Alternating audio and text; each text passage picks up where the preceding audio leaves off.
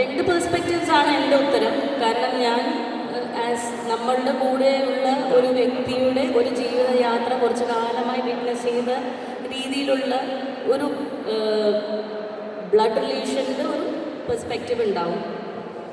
രണ്ടാമത്തത് ഒരേ ഇൻഡസ്ട്രിയിൽ വർക്ക് ചെയ്യുന്ന ഒരു ആക്ടർ എന്ന രീതിയിലും ഉള്ളൊരു പെർസ്പെക്റ്റീവ് ഉണ്ടാവും. ഇപ്പോൾ രണ്ടും ഓവർവെൽമിംഗ് ആണ്, ടു ബി വെരി ഓണസ്റ്റ്. കാരണം ഇതിൻ്റെ അകത്ത് നമ്മുടെ വീട്ടിലുള്ള ഒരാൾക്ക് നമ്മളെപ്പോഴും പറയും നമ്മൾ എന്ത് ചെയ്യണമെങ്കിലും ഏറ്റവും നല്ല എക്സാമ്പിൾ നമ്മൾ തന്നെ ആവണം എന്നുള്ളത്, അല്ലേ? അതിനെനിക്ക് തോന്നുന്നു പൃഥ്വിയെക്കാളും എനിക്ക് എൻ്റെ കുട്ടികൾക്ക് കാണിച്ചു കൊടുക്കാൻ പറ്റുന്ന വേറെ എക്സാമ്പിൾ ഉണ്ടെന്ന് എനിക്ക് തോന്നുന്നില്ല. കാരണം ഇത്രയും പെർസിവറൻസും ഹാർഡ് വർക്കും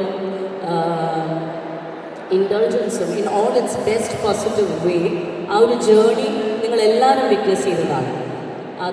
അതുപോലെ തന്നെയാണ് ഞാനും വിറ്റ്നസ് ചെയ്തത്. പക്ഷെ അതിൻ്റെ കുറേ ഹാർഡ്ഷിപ്സ് മേ ബി ഓൺ സ്ക്രീനിൽ വരാത്ത കുറേ കാര്യങ്ങൾ കൂടി നമ്മൾ ആസ് ഫാമിലി വിറ്റ്നസ് ചെയ്തിട്ടുണ്ട്. ഇറ്റ് ഈസ് നോട്ട് ഈസി എന്ന് പറയുന്നത് എപ്പോഴും നമുക്കൊരു സക്സസ് കിട്ടിയതിന് ശേഷം ഇത്രയൊക്കെ ബുദ്ധിമുട്ടുകളിലൂടെ പോകാൻ പറ്റുക എന്ന് പറയുന്നത് ചിലരുടെ ചോയ്സാണ്. അവരത് വേണ്ടാന്ന് വേണമെങ്കിലും വെക്കാം, ആരും ചോദ്യം ചെയ്യുന്നില്ല. പക്ഷേ വീണ്ടും അത് ആദ്യം ഈ യാത്ര സഞ്ചരിക്കുക എന്ന് പറയുന്നത് അതിലേക്ക് മാക്സിമം കമ്മിറ്റഡ് ആവുക എന്നുള്ളത്.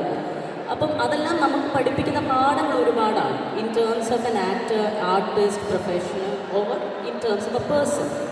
I hope you got the point.